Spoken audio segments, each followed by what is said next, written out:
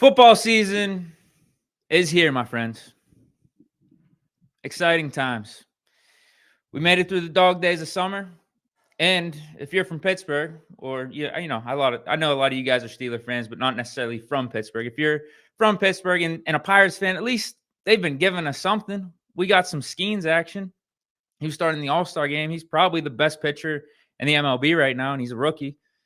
So we got some excitement from baseball in these dog days, but now the main attraction's here.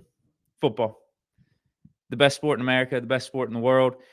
Training camp begins. The Steelers officially reported yesterday they are going through their first practices right now because Tomlin bumped up the times. Typically, they're not practicing until I think it's like 1:50 at some point in like the mid-afternoon, but he bumped them up into the morning. I think it's like a 10 o'clock start time.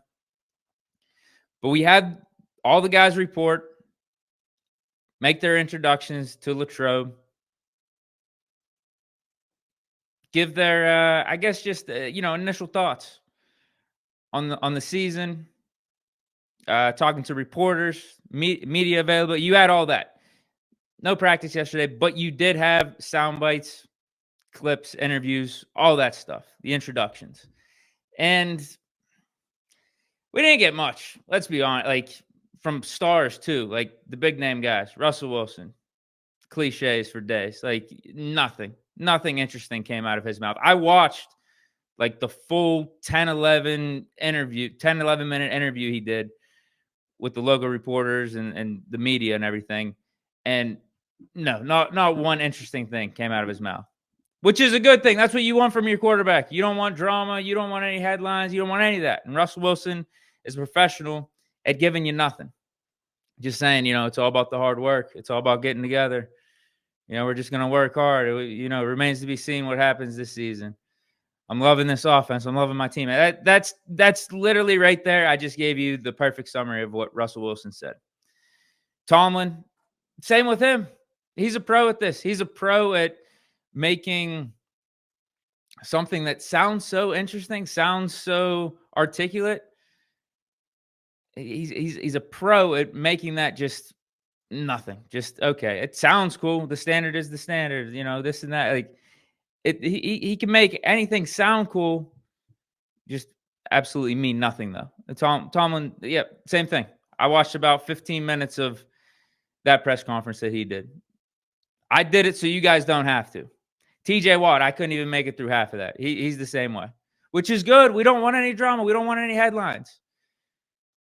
But we did get one player say some things of note. And this is the guy we were waiting on this whole offseason to hear from and see what he had to say about his contract situation and getting his fifth-year option decline. And that's Najee Harris. So here's what he had to say. Hold on, I had it. Here we go.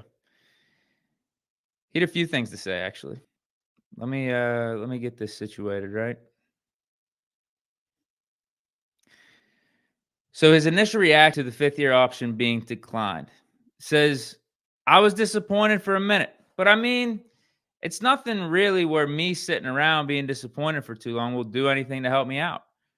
I think that it is what it is, and you just got to keep pushing and knowing that coming out here and doing what's best for the team and having a good year is what's most important right now. So that's his initial reaction. He was bummed, but ultimately he figured that being bummed out and moping about it wasn't going to do him any good, which is true. I mean, this is the professional way to handle it. I think this is the best way for him to handle it because if you're going the Le'Veon Bell approach and doing a holdout, sitting out and all that, like it doesn't help you at all long term. Sitting out a season in the NFL, it really doesn't help you. I don't know one time it has helped anyone, really, whether it was voluntary or involuntary. A full year-long suspension. We got to witness that firsthand with the Martavis Bryant. That didn't help him out. Le'Veon Bell sitting out because of the contract dispute and then ultimately going to the Jets the following season. Like, yeah, that didn't do him any good for his career. So for Najee Harris, I think it is. It's just coming in here. You're not thrilled about the contract situation. You're not happy about the fifth-year option being declined. But what's your other option? Really, right now, I mean, Steelers have you on the books for this 4th year, but then you complete this season, no matter what, you're going to be a free agent. Now, I guess the Steelers could franchise tag you. Can they, though? I don't know the rules about declining a 5th-year option and if you could franchise tag the player after that. Not exactly sure the rules on it. But either way, getting a franchise tag, that's going to be 1 year, double digits, million guaranteed. 1 year. I don't know what the running back franchise tag is right now. 1 year, maybe like 11 or 12 million guaranteed for a season. Like, that's not a bad chunk of change. That's better than what the 5th-year option would have been. So, yeah, that's your best case scenario. Just come out here, work hard, perform, get another 1,000-yard season. And you see the running back market, even though it's probably not where you want it to be, it's moving up a little bit. Ramondre Stevenson just got, $9 million a year? And he's not as good as Najee Harris. So if Najee can stay healthy, get similar production, probably better production. We're assuming it should be better production with us having Arthur Smith and hopefully a better offense. Like, yeah, I don't see why 1,100 yards, 1,200 yards, 10 total touchdowns, 300 receiving. I don't see how that's out of question. And that can get you paid. So I'm liking how Najee's handling this. I think it's the best way to handle it too. He's not happy. Doesn't have to be happy, but it is a business. He understands that. And the best way for him to get where he wants to be is to show up to camp. Just be there. And then he gave his explanation or his side of things as to why the Steelers ultimately declined the 5th-year option. So this bottom sentence here reads, I don't know where the offense is headed. That's what the Steelers said to Najee as to why he didn't get his 5th-year option picked up. Man, we got to have a better reason than that. There's got to be a better reason than that. Because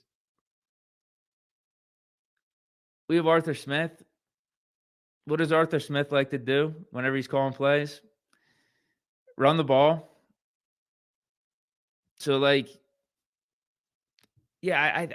think we got a good idea where the offense is headed, especially, too, since we have a stable of running backs here and a Najee Harris, a Jalen Warren, and Cordarrelle Patterson. You kind of want to utilize those guys, right?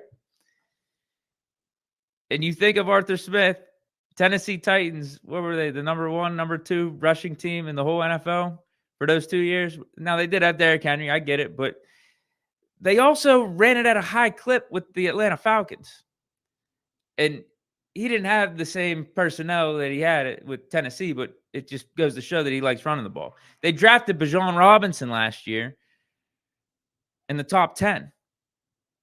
Arthur Smith likes to run the rock. So, I don't think that was the best of explanations because there was a follow-up asked to Najee if Najee agrees with what the Steelers said there, the Steelers' explanation as to why he didn't get the 5th-year option picked up. And Najee was like, I think I'd be a good fit for the system.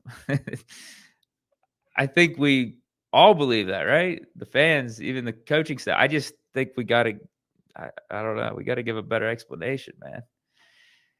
I think you could have made it way more simpler by saying, yeah, we just want to see what you look like in Arthur Smith's system. That's all. Because maybe you could argue the running style might be something that doesn't completely mesh with Najee. Like if you're talking about Arthur Smith and doing more outside runs, like side to side runs, that doesn't go hand in hand with like Najee. He's straight up the middle, one cut, and try to run someone over. That's his style. But yeah, I mean, Derrick Henry wasn't exactly the biggest outside style running back either. So I don't know. The comment just doesn't really make sense to me at all. But he was also asked if he wants to stay in Pittsburgh. With all this happening, his 5th-year option being declined, some of his unhappiness with the contract situation. Do you still want to stay in Pittsburgh, even though all this is going on? And he says, most definitely. I like it here in Pittsburgh. I like Coach Tomlin, Mr. Rooney, Omar, even Kevin Colbert when he was here. It's a good city. Obviously, the people here are nice and are welcoming, but it's a business. This comes and goes in your life. I've been around this stuff all my life, and what I always take from it is I've always been in the driver's seat of this, and God's been steering it.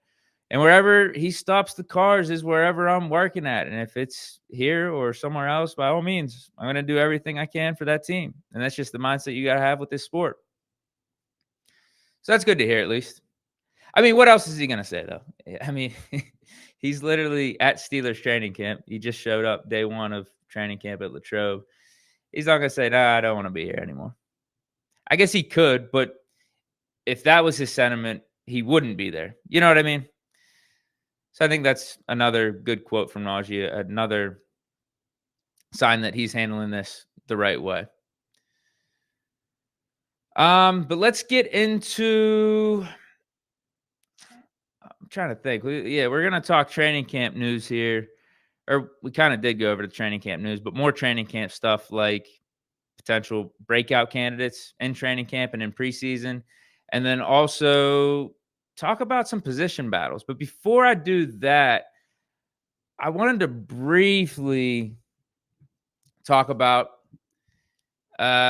just some things related to the Steelers that's going on with training camp, not only here, but around the league, because we did get new reports on some receivers that we could be targeting in trades.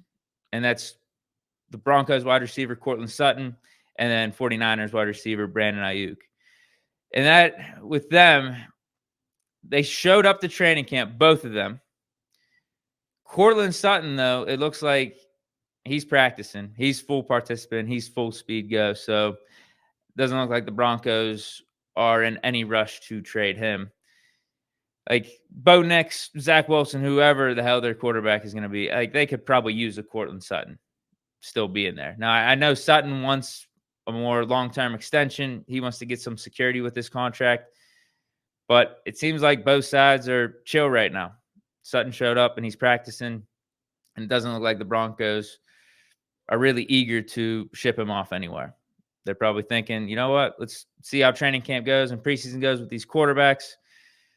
See how early in the regular season goes with either of these quarterbacks too. And, you know, it's not going to hurt having a Courtland Sutton here.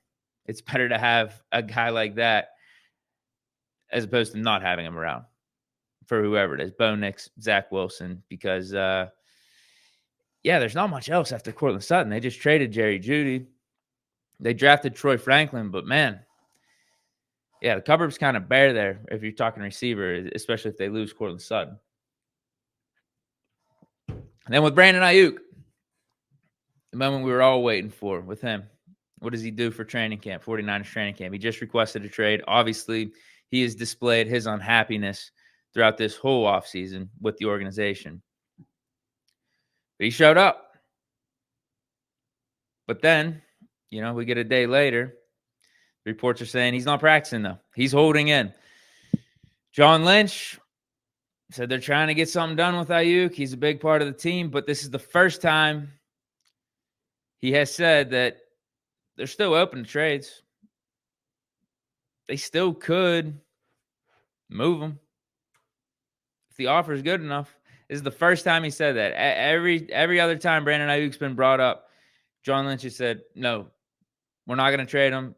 He's going to be a 49er. We're going to make sure that happens. But this time, I don't know if it's coincidence either that it comes on the heels of Brandon Aiyuk requesting the trade and him showing up to training camp and holding in and not being a participant in practice. Don't know if it's coincidence that all of a sudden John Lynch has changed his tune a little bit. So keep your eyes open. Watch out, man. Watch out. I think the Steelers are in wait-and-see mode with a receiver trade, though, and just their wide receiver 2 spot.